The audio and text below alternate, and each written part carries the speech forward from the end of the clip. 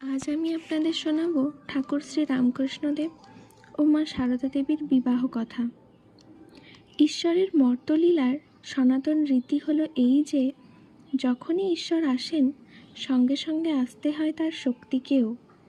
এদের মধ্যে যে সম্পর্ক তা এক জন্মের নয়, জন্ম জন্মান্তরের।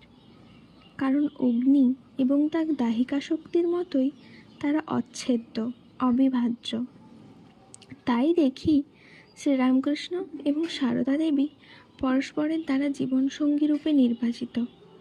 যুবক গদাধরের জন্যে বহু চেষ্টাতেও যখন মনোমতো পাত্রীর সন্ধান পাওয়া যাচ্ছিল না, তখন ভাবাবিষ্ট হয়ে গদাধর একদিন তার অভিভাবকদের বললেন, অন্যত্র অনুসন্ধান করা বৃথা, জয়রামবাটির রামচন্দ্র মুখুজ্জের বাড়িতে দেখো গে, বিয়ের কোণে সেখানে কুটো বাঁধা হয়ে রাখা আছে।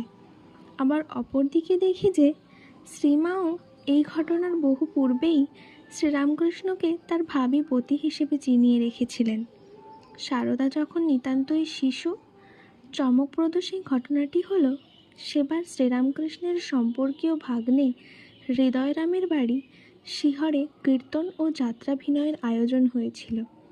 ওই উপলক্ষে গদাধর শিহরে আসেন এবং আসরে বসে কীর্তন যাত্রাগান শুনতে শুনতে সমাধিস্থ হয়ে পড়েন।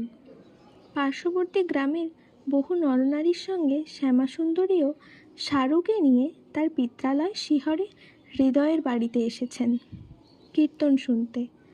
কীর্তনের আসর ভেঙে যাবার পরে জনৈকা বয়স্কা প্রতিবেশিনী সারদাকে কোলে নিয়ে রঙ্গ করে জিজ্ঞাসা করলেন, এই যে এত লোক এখানে রয়েছে, এদের মধ্যে কাকে তোর বিয়ে করতে সাধ যায়? তৎক্ষণাৎ শিশু সারদা দুহাত তুলে অদূরে উপবিষ্ট তরুণ গদাধরকে দেখিয়ে দিলেন। এইভাবে যেদিন সারদামণি স্বয়ংবরা হয়েছিলেন সেদিন তার বিবাহ শব্দের তাৎপর্যবোধ ছিল না। একদিন গদাধর কামারপুকুরে এসেছেন। জয়রামবাটি হতে সারদাকেও আনা হলো। তিনি তখন 14 বছরের কিশোরী। গদাধরকে কেন্দ্র করে কামারপুকুরে আনন্দ মেলা বসেছে। অনেক রাত পর্যন্ত পাড়ার মেয়েদের কাছে গদাধর কত ঈশ্বরীয় প্রসঙ্গ করছেন। সারদা দেবী শুনতে শুনতে হয়তো অকাতরে ঘুমিয়ে পড়েছেন। তা দেখে মেয়েরা তাকে তুলতে যেত, বলতো, এমন কথাগুলি শুনলে না, ঘুমিয়ে পড়ল। গদাধর তুলতে বারণ করে বলতেন, না গো না, ওকে তুলো না, ও কি সাধে ঘুমোচ্ছে?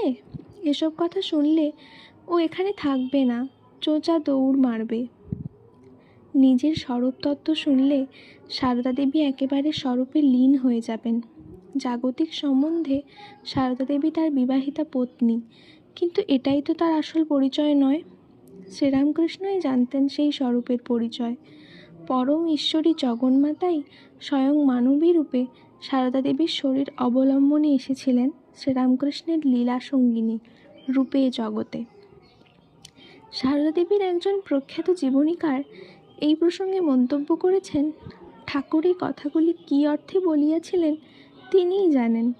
হয়তো তিনি এরূপ আভাস দিয়াছিলেন যে শ্রীমায়ের মন স্বভাবতই এরূপ ঊর্ধ্বগামী যে নরলীলার উপযোগী পরিবেশ রচনার পূর্বে এদৃশ উচ্চতত্ত্ব কর্ণগোচর হইলে মায়াম্বলনে স্বকার্য সাধনের পূর্বেই তিনি এমন গভীর সমাধি নিমগ্ন হইয়া পড়িতে পারেন যে লীলা বিগ্রহ ধারণই ব্যর্থ হইয়া যাইবে।